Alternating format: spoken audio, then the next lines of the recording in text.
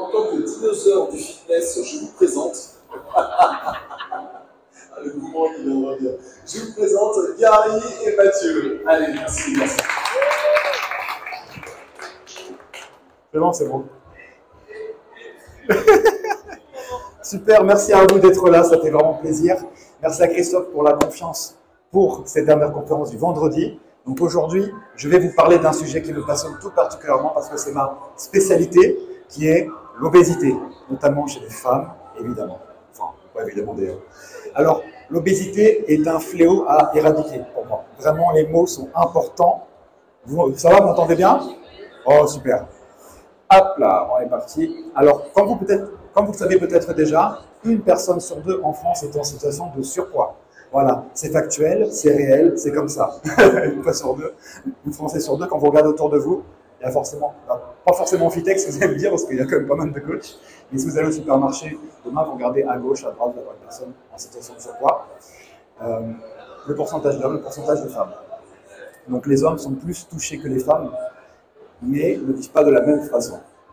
Alors aujourd'hui, j'ai mis beaucoup de chiffres dès le départ pour pouvoir impacter au maximum, pour vous rendre compte. En tant que coach, on a des clients vraiment qui sont partout. Des fois, on sait juste ne pas assez les aborder parce qu'on ne connaît pas assez leurs problématiques au quotidien. Et là, en France, c'est l'équivalent de 10 millions de personnes qui sont touchées par l'obésité. D'accord?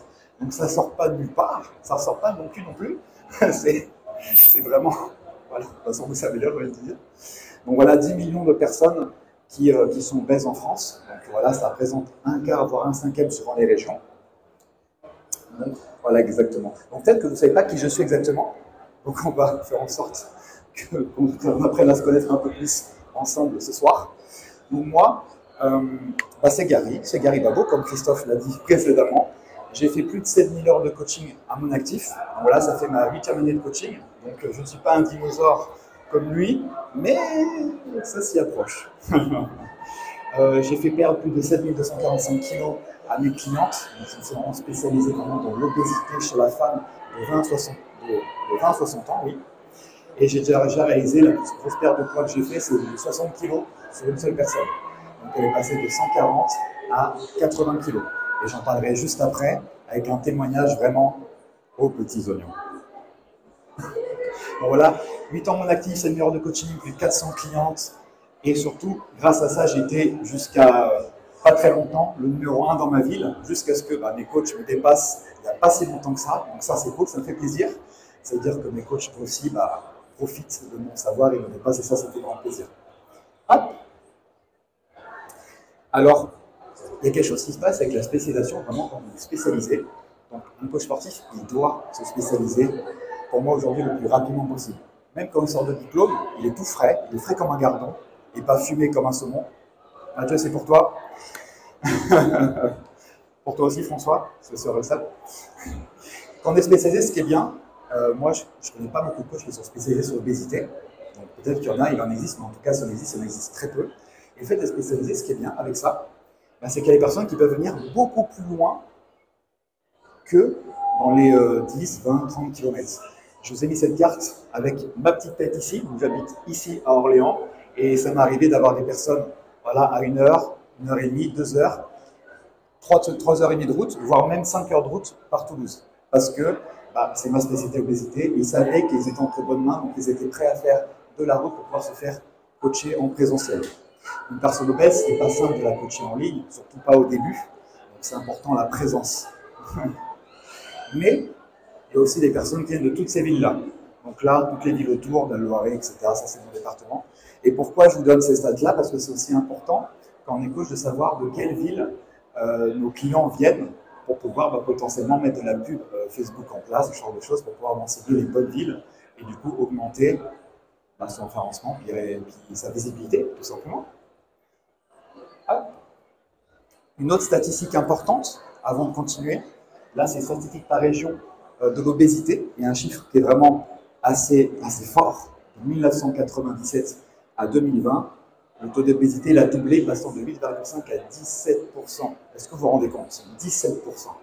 Une personne sur 5, voire presque sur 4 au nord de la France, est en situation d'obésité. L'obésité, ce n'est pas simplement du surpoids.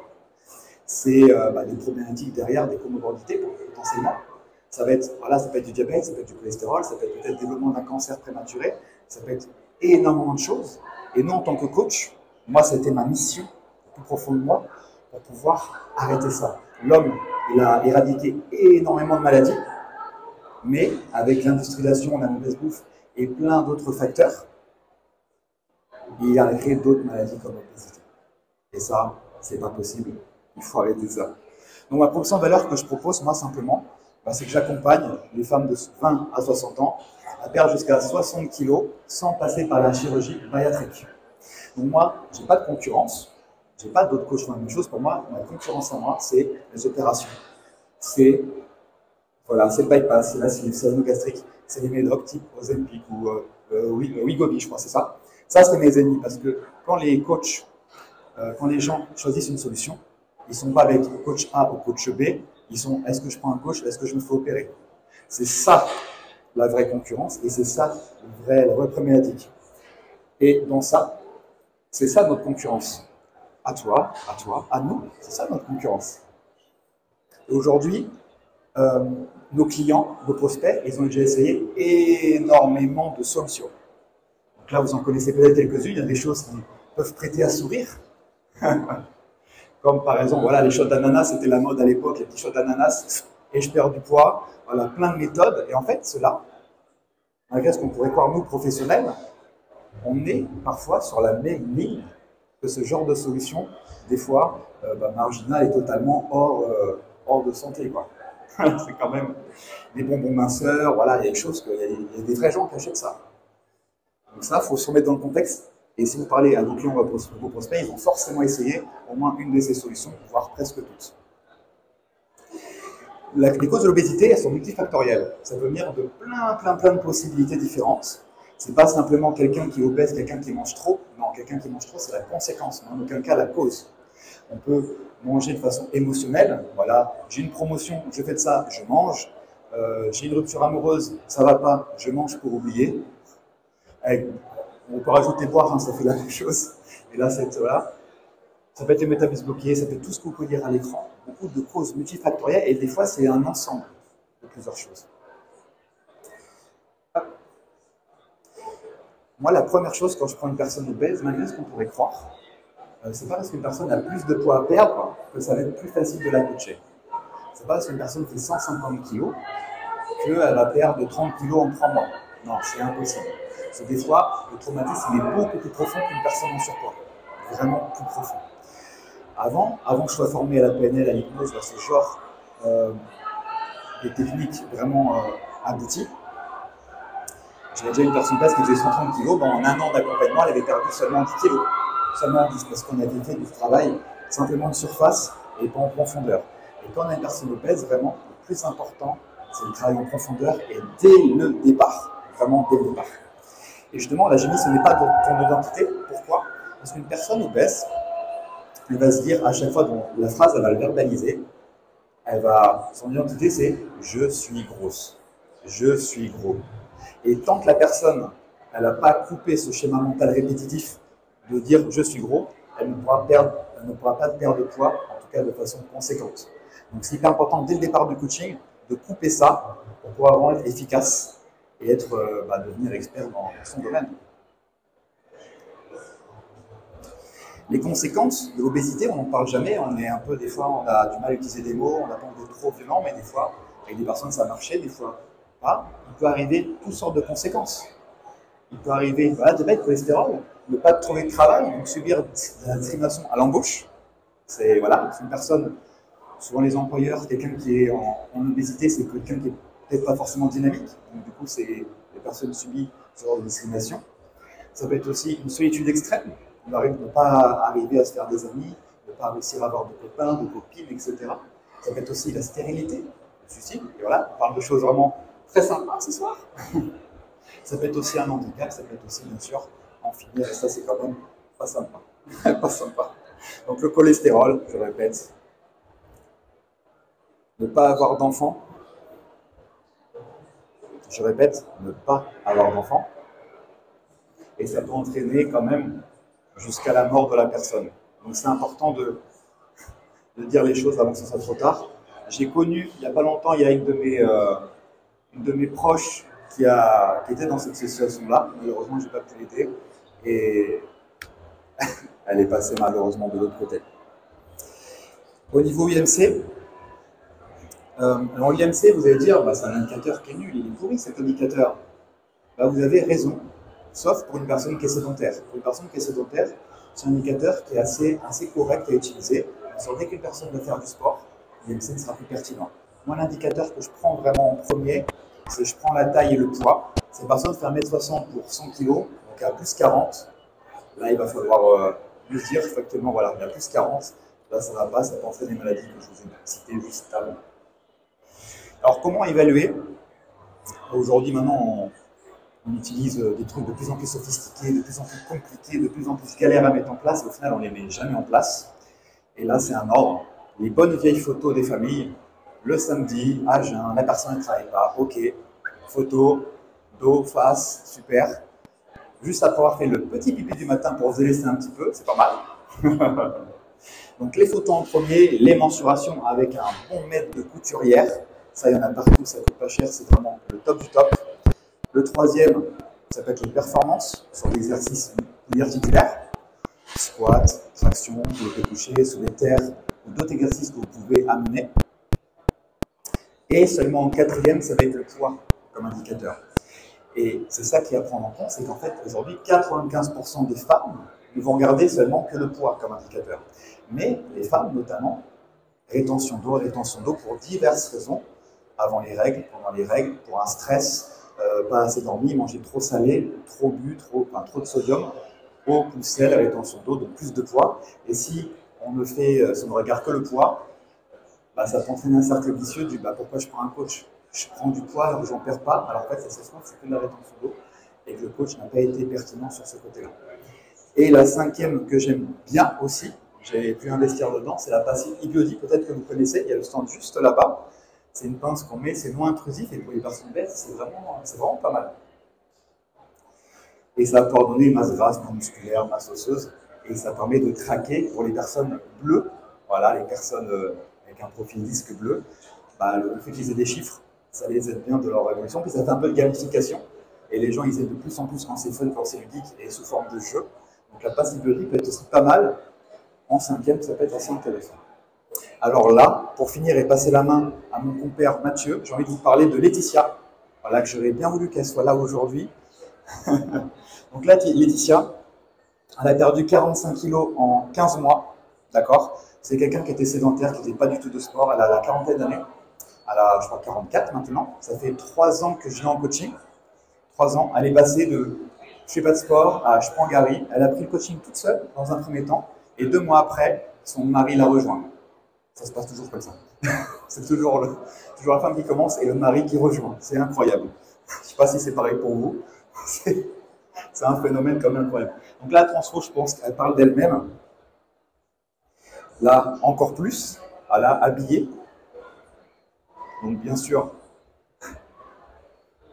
Donc on peut voir en plus de ça, en plus de la transformation physique et de la transformation mentale, qu'on ne peut pas observer évidemment là. La transformation mentale, c'est-à-dire qu'avant, c'était une femme qui parlait avec une toute petite douce voix comme ça. Maintenant, on l'entend plus, elle est beaucoup plus épanouie, beaucoup plus de confiance en elle, et ça a vraiment changé tout pour tout notre rencontre. Hop, alors là, c'est son témoignage. Je vais vous le lire, parce que c'est un témoignage, moi, qui m'a vraiment marqué. Et à partir de ce moment, de ce témoignage-là écrit qu'elle m'a envoyé, je savais que le coaching, c'était vraiment ce que je voulais faire et qu'on avait un vrai impact sur la vie des gens. Et plus que « j'ai perdu du poids, c'est cool ». Là, c'est toute une vie qu'on a transformée. C'est une personne obèse, c'est pas simplement « je perds du poids et je viens », c'est beaucoup plus profond que ça. Alors, je vais vous le dire. Donc là, c'est le témoignage de Laetitia. Je suis mariée et maman de 2 enfants. J'ai 42 ans et je travaille à temps plein comme infirmière. J'ai relu mon carnet de santé, j'avais 2 ans quand le mot obésité y était inscrit pour la première fois. À 6 ans, on me demandait de maigrir. Une injonction des médecins qui ne sera pas accompagnée de bienveillance. À 13 ans, je dépassais les 100 kilos. Impossible de s'habiller à la mode, c'est le rayon adulte pour moi. Le harcèlement scolaire, j'ai eu ma dose. La société et la médecine scolaire, on vous dit très tôt, on vous fait très tôt comprendre que vous dérangez. Vous n'êtes pas la norme, il faut changer, et personne ne vous accompagne dans ce parcours. La vie ne fait pas de cadeaux, mais j'avance avec ma grosse carapace. Elle protège des coups, mais pas des mots. J'encaisse toute la haine que certains déversent sur moi juste parce que je suis grosse. Je suis arrivé dans la vie active à 108 kg. Mon poids a beaucoup fluctué, j'ai tenté plusieurs régimes, du camp, Weight Watchers et j'en passe. J'ai fait des suivis diététiques, j'ai aussi arrêté de manger et là je devais être à 88 kg en 2002. Mais j'ai tout repris, au plus haut j'étais à 136 kg. J'ai fait attention à mon alimentation et j'ai fait également un peu de sport, pilates et renfort musculaire. Mais jamais mon poids n'a été sous les 115 kg depuis 2005. En septembre 2022, je me lance et en octobre, je démarre le coaching. J'ai décidé d'investir pour ma santé et prendre soin de moi. J'ai perdu 44,9 kg. Je suis passé d'un 50-52 à un 44. Ce que m'apporte le coaching, confiance en moi, se dépasser, etc. Et ça, c'est plus qu'une vie changée. La vie de son mari a changé aussi parce que suite à ça, au bout de ces 2 mois de coaching, son mari a commencé le coaching aussi, encore plus motivé qu'elle. Il a perdu 25 kilos aussi, lui aussi. Et derrière, une autre vie, ça peut changer beaucoup.